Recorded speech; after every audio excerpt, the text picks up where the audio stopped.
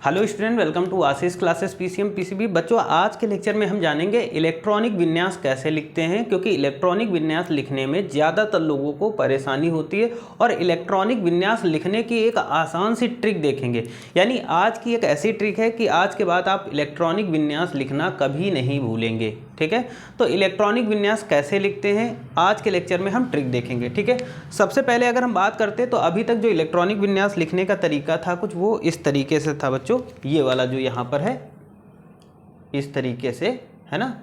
ये जो आपका तरीका था ये इस तरीके से जो होता था, लेकिन इस लेक्चर में हम जानेंगे इलेक्ट्रॉनिक विन्यास लिखने का तरीका। ठीक है, कैसे होता है।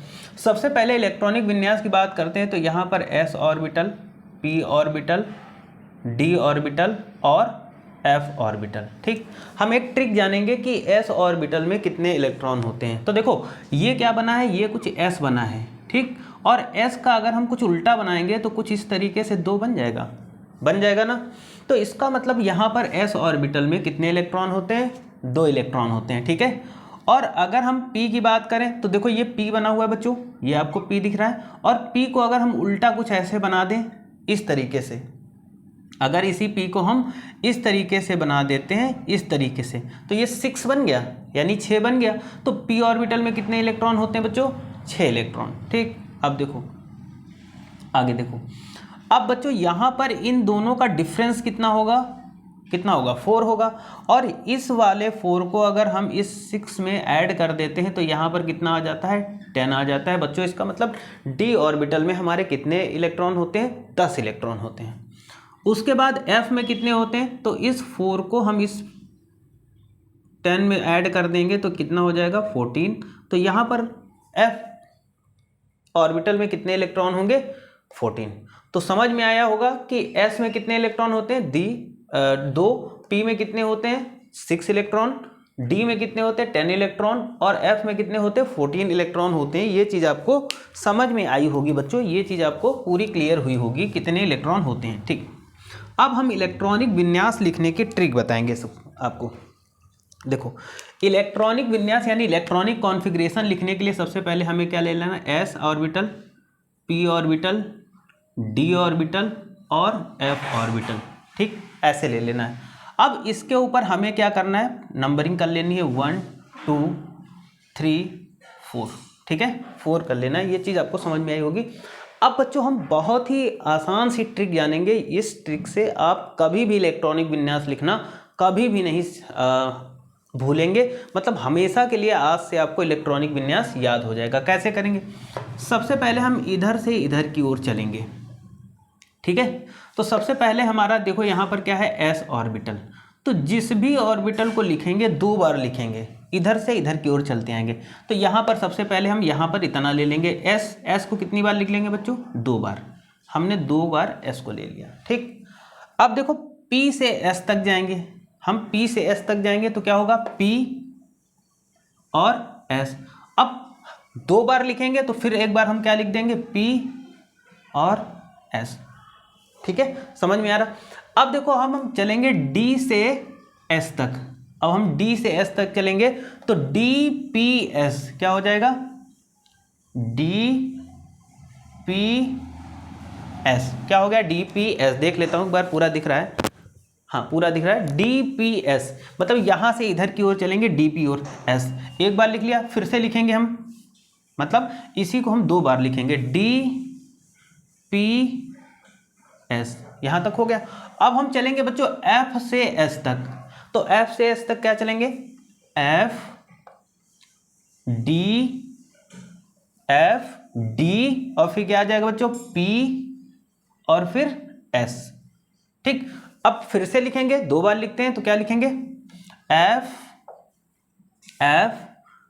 d, है ना, f d p s। इस तरीके से लिख लेंगे, यानी जिसको लिखेंगे हम 2 बार लिखेंगे। यहां तक आपको क्लियर हुआ होगा। अब देखो यहाँ पर, अब देखो यहाँ पर क्या है, ये 1 नंबर है, तो s वाले में हम 1 से काउंटिंग लिखते चले जाएंगे, 1 2 3 4 5 6 तक। तो यहाँ 1 से हम 1 से स्टार्ट करेंगे। 1 के बाद क्या आएगा, 2 आएगा। कलरफुल मार्कर ले लेते हैं यहाँ पर, थोड़ा और समझ में आएगा।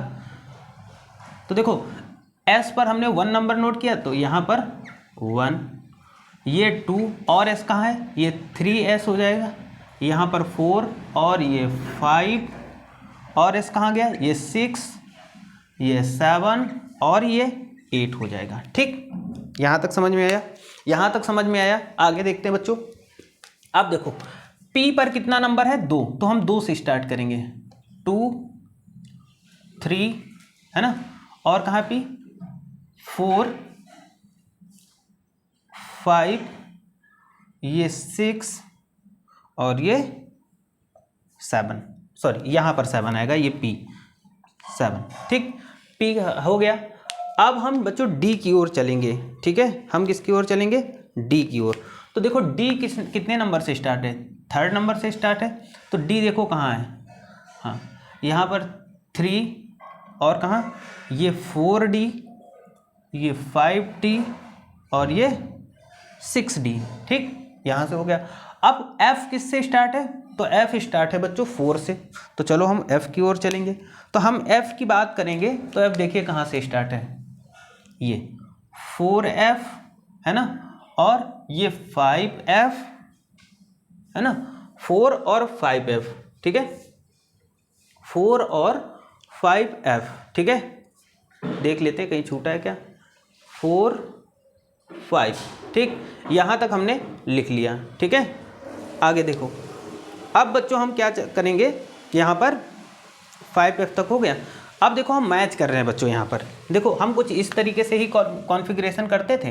देखो 1s 1s, 2s 2s है ना, 2p 2p, 3s 3s, 3p 3p, 4s 4s, 3d 3d, 4p 4p, 5s 5s, 4d 4d, 5p 5p, 6s 6s, 4f 4f है ना, 5d 5d है ना, और देखो यहाँ पर क्या होगा, 6p 6p, 7p सॉरी 7, हाँ 7s, ये देखो 7s, 5f 5f हो गया, 6d 6d, 7p 7p, 8s 8s। तो इस तरीके से हम इलेक्ट्रॉनिक कॉन्फ़िगरेशन लिखते हैं बच्चों।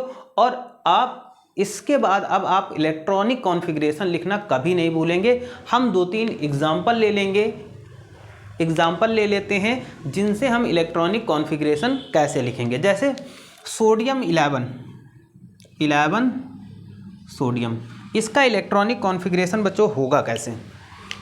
तो देखो इसका इलेक्ट्रॉनिक कॉन्फ़िगरेशन कैसा होगा, है ना। तो 11 इलेक्ट्रॉन हमें फिल करने हैं। तो सबसे पहले क्या होगा, 1s, s में कितने इलेक्ट्रॉन होते हैं बच्चों, 2। ठीक, फिर उसके बाद क्या आएगा, 2s, 1s2 2s2, s में कितने इलेक्ट्रॉन, 2 इलेक्ट्रॉन। ठीक, उसके बाद फिर कौन सी ऑर्बिटल आएगी, 2p, p में कितने इलेक्ट्रॉन भरे जा सकते हैं, 6। ठीक है, और फिर आएगा क्या, 3s। तो हमें कितना काउंट करना है, 11 इलेक्ट्रॉन फिल करने हैं। तो 2 2 4 6 10 और 10 1 11, ये हो गया सोडियम का इलेक्ट्रॉनिक कॉन्फ़िगरेशन। ठीक, आगे देखो कोई भी नंबर ले लेते हैं। सपोज करो हम एक नंबर ले रहे हैं 30 और इसका हमें इलेक्ट्रॉनिक कॉन्फ़िगरेशन लिखना है। कोई भी नंबर ले लेते हैं। ठीक, तो 30 में क्या होगा, सबसे पहले 1s2 2s2 2p6 3s2।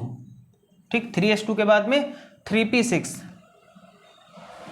तब तक भरना है जब तक 30 कंप्लीट ना हो। 3p6, 4s2 आ जाएगा, फिर बच्चों 4s2 आ जाएगा। 4s2 के बाद में क्या आ जाएगा, ठीक है, 4s2 के बाद में क्या आ जाएगा, 4s के बाद में 3d आ जाएगा। तो 3d कितना हो जाता है, 10 होता है। तो देखो हमारे क्या 30 कंप्लीट हो रहे हैं, 10 है ना, और ये 10 और 10, 30 कंप्लीट हो गए। तो इस तरीके से हम कितना भी बड़ा इलेक्ट्रॉनिक कॉन्फ़िगरेशन हो लिख सकते हैं, लेकिन ये आपको पता होना चाहिए इलेक्ट्रॉनिक कॉन्फ़िगरेशन लिखते कैसे हैं। ये ट्रिक बहुत इंपॉर्टेंट है। अब आपको इसकी ज़रूरत नहीं है ना, अब आपको इसकी ज़रूरत नहीं। आपको अगर इस तरीके से लिख लेते हैं तो ये बहुत ही अच्छी ट्रिक है बच्चों, बहुत इंपॉर्टेंट ट्रिक है इलेक्ट्रॉनिक कॉन्फ़िगरेशन लिखने की। 1 से 2 बार आप लेक्चर देखिएगा तो आपको सारी चीज़ें क्लियर हो जाएंगी कि कैसे इलेक्ट्रॉनिक कॉन्फ़िगरेशन लिखते हैं। आज के लेक्चर में इतना ही रखते हैं। Thank you for this class.